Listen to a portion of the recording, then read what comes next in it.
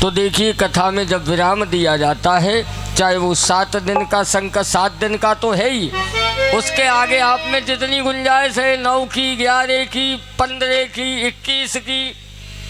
हमारे यहाँ तो 4 महीने लगातार महाराज आश्रम पे और व्यास भी आते रहते हैं, अपनी मर्जी से आइए। समय बड़े श्रेष्ठ वक्ता, बड़े ज्ञानी लोग आते हैं। हम जैसे श्रोताओं को मौका मिलता है उनके मुखारविंद से कथा श्रवण करने का, और ऐसे ऊंचे वक्ताओं के सानिध्य में जब हम श्रोता बन के बैठते हैं तो ठाकुर जी की कृपा होती है, तब हम आपके समक्ष बोल पाते हैं, तब हम आपके सामने वक्ता बन पाते हैं। उससे पहले तो हमें भी श्रोता बनना, और यही सत्य है, एक अच्छा वक्ता बनने से पहले एक बढ़िया श्रोता बनना ही पड़ता है। सुनने वाले ऐसे ही नहीं बैठे हैं। आज हम यहाँ बैठ गए, वक्ता ये समझ ले कि हम तो वक्ता हैं, सुनने वाले तो ऐसे ही बैठे। तो याद रखो, कोई भी इस आसन पर बैठा जिसने अपने अभिमान को उतार करके नहीं बैठा तो उसका कभी कल्याण होने वाला नहीं है। ये आसन ही ऐसा है, मतभेद वाला आसन नहीं है। मैं फिर कहूँगा, यहाँ किसी प्रकार का मतभेद नहीं, यहाँ तो समान दृष्टि से होना चाहिए, तब ज्ञान को बोलना चाहिए। क्योंकि सत्य कहने में कड़वा तो होता ही है, लेकिन चाहे इंटरनेशनल वक्ता हो, अगर इस गद्दी पे राजनीति और कूटनीति फलानी नीति फैलाता है तो हमारी नज़र में वो ज्ञानी नहीं है, न वक्ता है। बोलिए गोविंद भगवान की।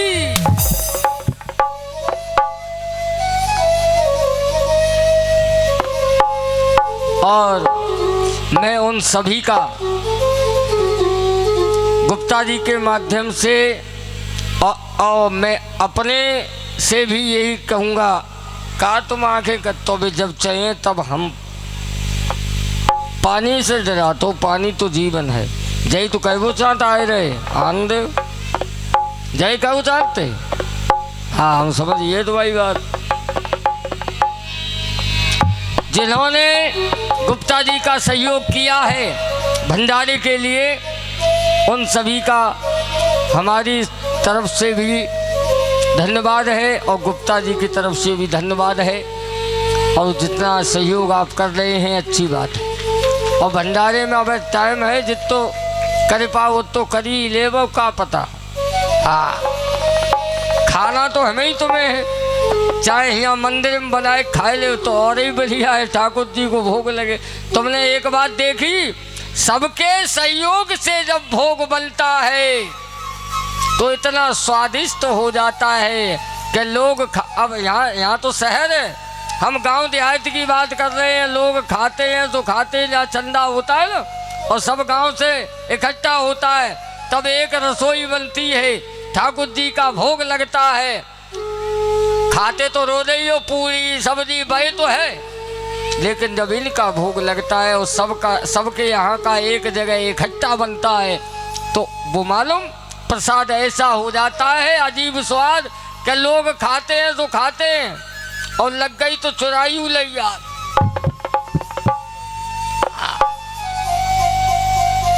ले जाते फिर अकेले में खाते।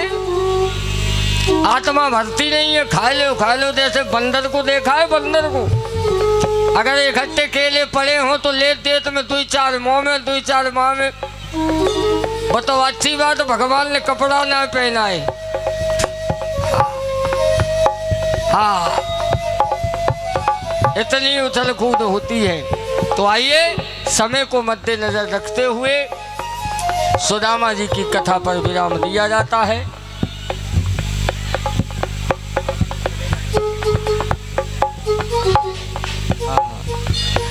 तो ये बात बोलो